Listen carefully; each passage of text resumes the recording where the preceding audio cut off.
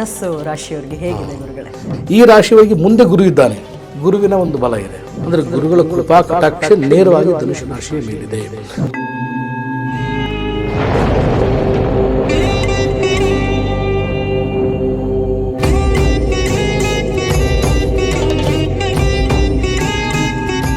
ಧನಸ್ಸು ರಾಶಿಯವರಿಗೆ ಹೇಗಿದೆ ಗುರುಗಳೇ?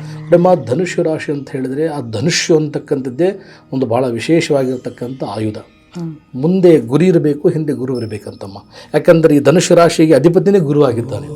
ಅಲ್ಲಿ ಅವ್ರ ಗುರಿನೂ ಇರುತ್ತೆ, ಗುರುನೂ ಇರ್ತಾನೆ. ಹಾಗಾಗಿನೇ ಈ ರಾಶಿಯವರಿಗೆ ವಿಶೇಷ. ಈ ಶಬ್ದ ಯಾಕೆ ಹೇಳಿದೆ ನಮ್ಮಂದ್ರೆ ನಿಮಗೆ, ಈ ರಾಶಿಯವರಿಗೆ ಮುಂದೆ ಗುರು ಇದ್ದಾನೆ.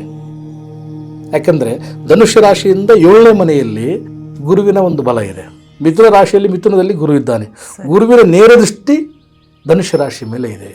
ನೋಡಿ, ವಿಶೇಷವಾಗಿ ಈ ಧನುಷ್ ರಾಶಿಯವರಿಗೆ ಸಮಸಪ್ತಮ ಕೇಂದ್ರ ಸ್ಥಾನದಲ್ಲಿ ಮಿಥುನ ರಾಶಿಯಲ್ಲಿ ಗುರು ಇದ್ದಾನೆ. ಗುರುವಿನ ದೃಷ್ಟಿ ನೇರವಾಗಿ ಧನುಷ್ ರಾಶಿಯ ಮೇಲೆ ಇರತಕ್ಕಂಥದ್ದು. ಅಂದರೆ ಗುರುಗಳ ಕೃಪಾ ಕಟಾಕ್ಷ ನೇರವಾಗಿ ಧನುಷ್ ರಾಶಿಯ ಮೇಲಿದೆ. 4ನೇ ಮನೆಯಲ್ಲಿ ಶನಿ ಮಹಾರಾಜರಿದ್ದಾರೆ. ಅದು ಅರ್ಧಾಷ್ಟಮ ಶನಿ ಯೋಗ ಅಂತಲೂ ಕೂಡ ಹೇಳ್ಬೋದು. ಹಾಗಾಗಿಯೇ ಒಂದು ಕಡೆ ಶನಿಯ ಬಲ, ಇನ್ನೊಂದು ಕಡೆ ಗುರುವಿನ ಒಂದು ಬಲ, ಎರಡೂ ಕೂಡ ಈ ಜಾತಕದ ಈ ರಾಶಿಯವರಿಗೆ ಇರ್ತಕ್ಕಂಥದ್ದು. 3ನೇ ಮನೆಯಲ್ಲಿ ವಿಶೇಷವಾಗಿ ರಾಹುವಿನ ಒಂದು ಪ್ರಭಾವನೂ ಕೂಡ ಇದೆ.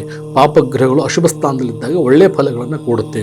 ಹಾಗಾಗಿ 3ನೇ ಮನೆ ಇರತಕ್ಕಂಥ ರಾಹು, 7ನೇ ಮನೆ ಇರತಕ್ಕಂಥ ಗುರು, 4ನೇ ಮನೆ ಇರತಕ್ಕಂಥ ಶನಿ ಮಹಾರಾಜರು ಭರಪೂರವಾಗಿ ಈ ಧನುಷ್ ರಾಶಿಗೆ ಒಳ್ಳೆಯ ಫಲಗಳನ್ನು ಕೊಡ್ತಕ್ಕಂಥದ್ದು.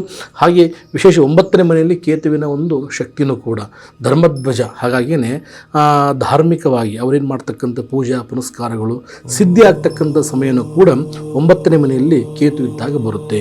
ಧನುಷ್ ರಾಶಿಯವರಿಗೆ 9ನೇ ಮನೆಯಲ್ಲಿ ಕೇತುವಿನ ಪ್ರಭಾವ, ಎಷ್ಟು ದಿವಸ ನೀವು ಮಾಡಿರ್ತಕ್ಕಂಥ ವ್ರತಗಳು ಪೂಜೆಗಳು ಸಿದ್ಧಿ ಆಗುವಂಥ ಸಮಯ. ಹಾಗೆ ನಿಮಗೆ 7ನೇ ಮನೆಯಲ್ಲಿ ಗುರಿ ಇರತಕ್ಕಂಥದ್ದು. ವಿವಾಹ ಕಾರ್ಯಕ್ಕೆ ಸಂಬಂಧಪಟ್ಟ ಹಾಗೆಯೇ ಮದುವೆ ವಿಚಾರವಾಗಿ ಏನಾದರೂ ಪ್ರಯತ್ನ ಪಡ್ತಾ ಇದ್ದರೆ ಖಂಡಿತವಾಗಲೂ ಒಳ್ಳೆಯದಾಗುತ್ತೆ.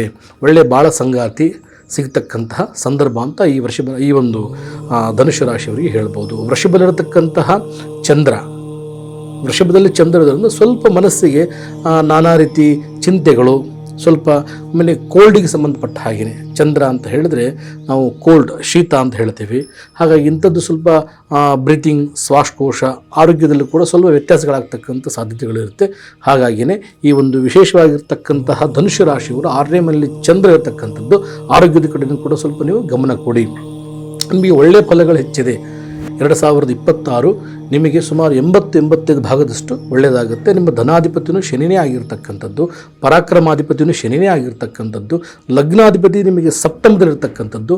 ಒಳ್ಳೆಯ ಫಲಗಳನ್ನು ಕೊಡ್ತಾನೆ. ಹೊಸ ಉದ್ಯೋಗಗಳು, ಹೊಸ ವ್ಯವಹಾರಗಳು, ಹೊಸ ವಹಿವಾಟುಗಳು, ಆಮೇಲೆ ಇದ್ದಕ್ಕಿದ್ದ ಹಾಗೆ ನಿಮಗೆ ವಿದೇಶದ ಅವಕಾಶಗಳು ಕೂಡ ಬರ್ತಕ್ಕಂತಹ ಸಾಧ್ಯತೆಗಳು. ಆಮೇಲೆ ನಿಮ್ಮ ಬಹಳ ಆತ್ಮೀಯವಾಗಿರ್ತಕ್ಕಂತಹ ಮಿತ್ರರು, ಬಂಧುಗಳು ಮತ್ತೆ ಬಂದು ನಿಮ್ಮನ್ನು ಭೇಟಿಯಾಗುವಂಥದ್ದು, ಮಾತಾಡುವಂಥದ್ದು, ಬಾಂಧವ್ಯ ಬೆರೆಸುವಂಥದ್ದು, ಒಂದು ಕುಟುಂಬದಲ್ಲಿ ಏನೋ ಒಂದು ಸಂತಸದ ವಾತಾವರಣ ಬರ್ತಕ್ಕಂಥದ್ದು ಈ ಒಂದು ಧನುಷ್ ರಾಶಿಯವರಿಗೆ ಫಲ ಇದೆ. ಯಾವ ಸಂಖ್ಯೆಯನ್ನು ಫಾಲೋ ಮಾಡಬೇಕು? ನಮ್ಮ ಸಂಖ್ಯಾ 3 ದತ್ತಾತ್ರೇಯ ಗುರುಗಳನ್ನು, ದತ್ತಾತ್ರೇಯ ಸ್ವಾಮಿಗಳನ್ನು, ಈ ಗುರು ಪರಂಪರೆಯ ಮೂಲನೇ ದತ್ತಾತ್ರೇಯರು ಅಂತ ಹೇಳ್ಬೋದು ನಮ್ಮ.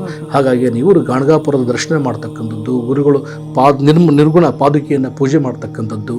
ಹಾಗೆ ಸಾಧ್ಯವಾದರೆ ಗಿರಿನಾರ್, ಗುಜರಾತಿರತಕ್ಕಂತಹ ಗಿರಿನಾರ್ ಪರ್ವತಕ್ಕೆ ಹೋಗಿ ಒಮ್ಮೆ ದರ್ಶನ ಮಾಡುವಂಥದ್ದು. ಸಾಧ್ಯವಾದರೆ ನಿಮ್ಮ ಮನೆ ಹತ್ರನೇ ನಿಮಗೆ ದತ್ತಾತ್ರೇಯ ಸ್ವಾಮಿಗಳು, ರಾಘವೇಂದ್ರ ಸ್ವಾಮಿಗಳು ಒಂದು ದೇವಸ್ಥಾನಗಳಿದ್ದರೆ, ಹಾಗೆ ವರದಳ್ಳಿ ಅಂತ ಹೇಳಿ ನೀವು ಶ್ರೀಧರ ಆಶ್ರಮ ಇದೆ, ನಿಮ್ಮ ಗುರುಗಳ ಸಾನ್ನಿಧ್ಯದಲ್ಲಿದೆಯೋ ಅಲ್ಲಿ ಹೋಗಿ ಒಂದು ತುಳಸಿ ಹಾರ, ಒಂದಿಷ್ಟು ಹಣ್ಣುಗಳು, ಗುರುವಿನ ಭೇಟಿಯಾಗಲಿಕ್ಕೆ ಹೋದಾಗ ಬರಿಗೈಯಲ್ಲಿ ಹೋಗಬಾರ್ದಂತೆ. ಏನಾದರೂ ಒಂದು ಕೈಯಲ್ಲಿ ಶಕ್ತಿ ಅನುಸಾರವಾಗಿರುವಂಥ ಒಂದು ಫಲ ಭಕ್ತಿಯನ್ನು ತೊಗೊಂಡು ಹೋಗ್ಬೇಕು, ಫಲಪುಷ್ಪ ತೊಗೊಂಡು ಹೋಗಬೇಕು. ಸಾಧ್ಯವಾದಾಗ ಗುರುಗಳಿಗೆ ಭೇಟಿಯಾಗಲಿಕ್ಕೆ ಹೋದಾಗ ಬಿಳಿ ಒಂದು ಹಳದಿ ಸೇವಂತಿಗೆ ಹೂವು, ಹಾಗೆ ಬಿಳಿ ಮಲ್ಲಿಗೆ ಹೂವು, ಹಾಗೆ ಒಂದಿಷ್ಟು ಹಣ್ಣುಗಳು ತೆಗೆದುಕೊಂಡು ಹೋಗಿ ಗುರುವಿನ ಸೇವೆ ಮಾಡಿಕೊಂಡು ಬನ್ನಿ. ಧನುಷ್ ರಾಶಿಯವರಿಗೆ ಭಾಳ ಒಳ್ಳೆಯದಾಗುತ್ತೆ. ಶುಭವಾರ ಗುರುವಾರ, ಹಾಗೆ ಬೃಹಸ್ಪತಿ, ಶುಭ ಸಂಖ್ಯೆ ಬಂದು 3. ನೀವು ಲೈಟ್ ಕಲರ್ ಆಗಿರ್ತಕ್ಕಂಥ ಎಲ್ಲೋ ಬಟ್ಟೆಗಳನ್ನು ಧರಿಸ್ಬೋದು.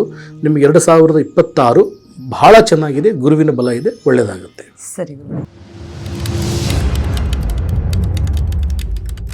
ಮಕರ ರಾಶಿಯವರಿಗೆ ನಿಜವಾಗಲೂ 2026 ಸ್ವಲ್ಪ ಸಂಭ್ರಮನೂ ಕೂಡ ಇದೆ, ಹಾಗೆ ಸ್ವಲ್ಪ ಕಷ್ಟದಾಯಕ ಅಂತಲೂ ಕೂಡ ಹೇಳ್ಬೋದು.